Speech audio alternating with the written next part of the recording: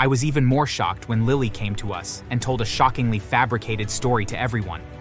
It sounded so real that I would have believed it if I wasn't the victim. I cried and begged, but no one believed my innocence. After all, I was close to the kids. According to them, I was being close to them to perpetuate my evil act and sealed their mouths with the goodies I bought them.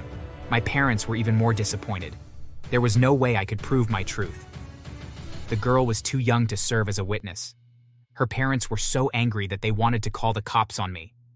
However, my grandparents and other family members begged them not to, as it would be too much of a disgrace.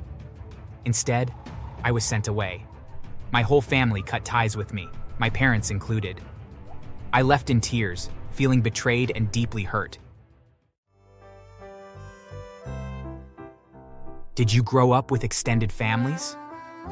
Well, I did, and I regret it. My name is Sam, and here's a story of how I was falsely accused by my cousin. I was 20 and hadn't gotten into college yet because I'd wanted to work before going. I finished high school 2 years ago and got 2 part-time jobs immediately after. I was paid quite well and was able to save enough. I had a female cousin, Lily, who loved being around with me. One day, we were discussing as usual when she asked if I'd ever been in a relationship, and I responded that I had. I had a girlfriend when I was 19. I liked her, maybe a little too much. We'd both liked each other since I was 17, but only confessed to each other when I was 19 and began dating. It went smoothly for about 6 months, but she suddenly broke up with me. Her excuse was me being a boring boyfriend. According to her, she needed an adventurous man. I begged her, even in tears, but she refused, and eventually broke up with me. It was a sad memory for me.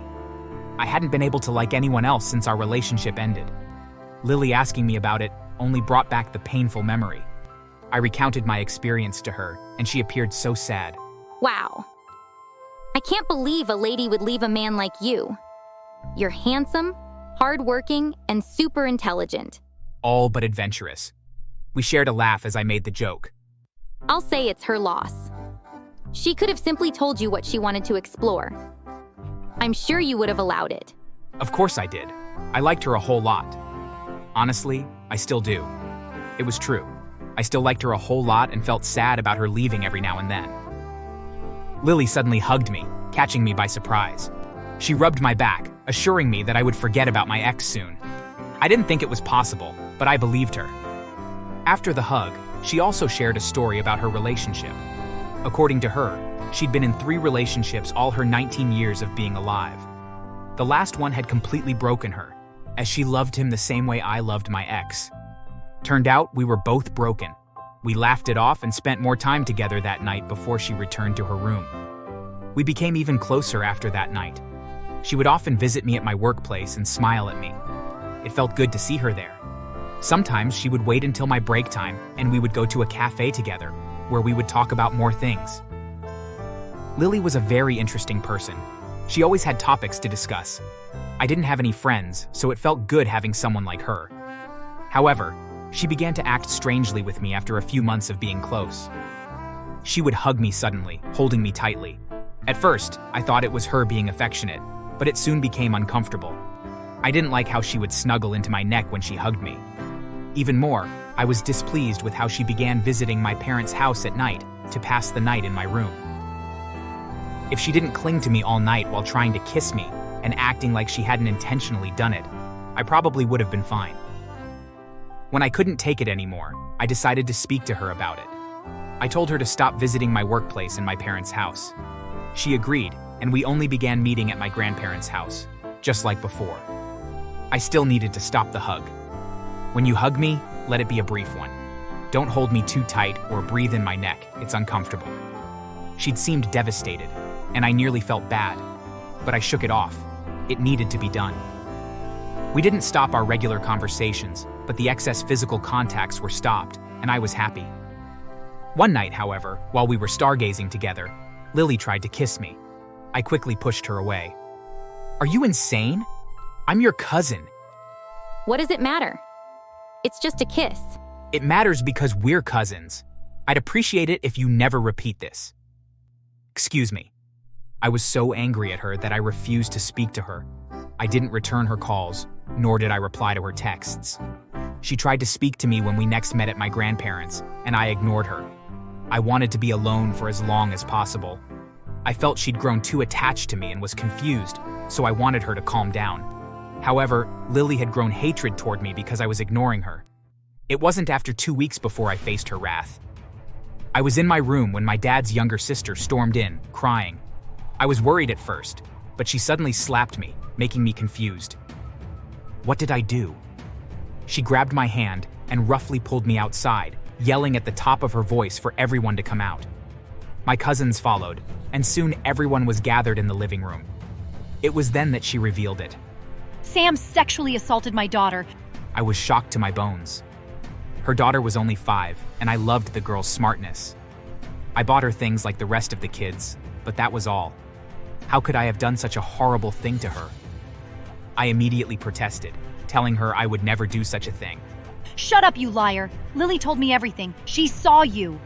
I was even more shocked when Lily came to us and told a shockingly fabricated story to everyone.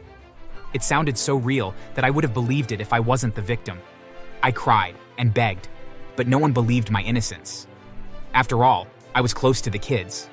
According to them, I was being close to them to perpetuate my evil act and sealed their mouths with the goodies I bought them.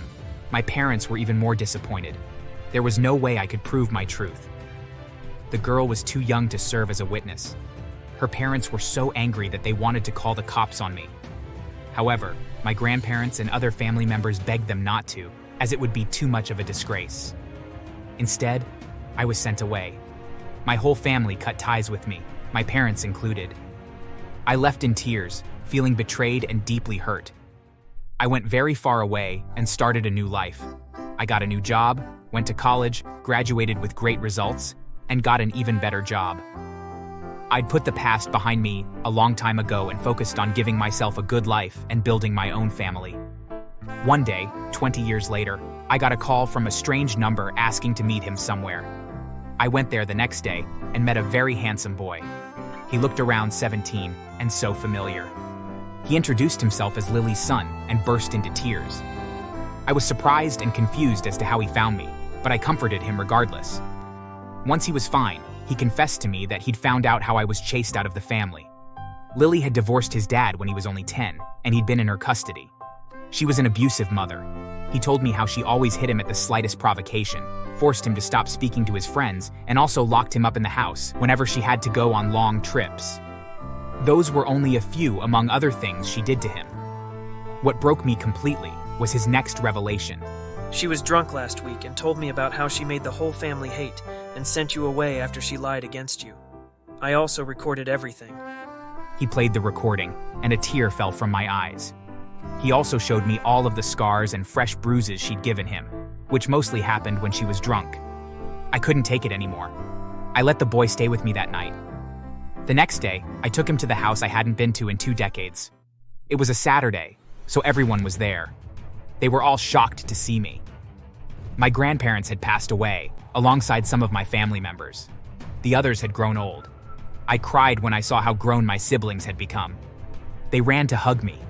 My parents had forbidden them from searching for me when they were younger. And when they were grown adults and tried to search again, they couldn't find me. I was surprised to see my aunt looking sorry and unable to meet my gaze. I expected her to hate me. Anyway, I told everyone what Lily's son had told me. After that, I played the recording. Everyone was shocked and looked at her with judging eyes. My aunt also stepped forward and burst into tears. According to her, she'd known Lily lied 2 days after I left. She'd taken her daughter to a hospital, and there was no sign that she'd ever been touched. I couldn't find the girl around, so I asked where she was. My aunt's tears increased. A strange man had raped and killed the girl when she was only 15, and her dad had died 2 years after, leaving my aunt as a lonely old woman. I didn't feel sad for too long. She deserved it after ruining my life by not speaking up about her findings earlier. Because of her and Lily, I'd been so scared of going near children and even females. I was single man at 40 because I couldn't get into a relationship with a female for fear of being accused of something I didn't do. Anyway, I called the cops on Lily, who couldn't stop crying and begging me. She'd confessed that she did that because I rejected her advances. Everyone felt so irritated and angry. The police came and took her away. I asked her son to pack his things. While he went to do as I asked, my parents came to apologize to me. I forgave them, but I told them there was never going to be a close relationship between us, as they'd killed every closeness the day they believed Lily and my aunt's words over mine. I forgave the rest of my family. After hugging my siblings goodbye and giving them my contact, I left with Lily's son. Lily's co-workers happened to hear about what happened, and they expressed their disgust for her. At the court hearing, nearly all of them were present. I could see her trying to hide her face, but it wasn't possible. Not when her hands were cuffed. The court sentenced her to 15 years imprisonment for physical and mental abuse of her son. It was also discovered that she'd assaulted a young boy 2 years back and paid his mother to keep quiet. She got another 15 years for that. She was also made to pay for my therapy sessions and that of her son and the boy she assaulted. Someone had taken a video of it and posted it online where internet users had hurled all manner of insults on her. Once it was all over, I moved into another apartment with her son. I was going to raise him as my child and take care of him in the best way I could.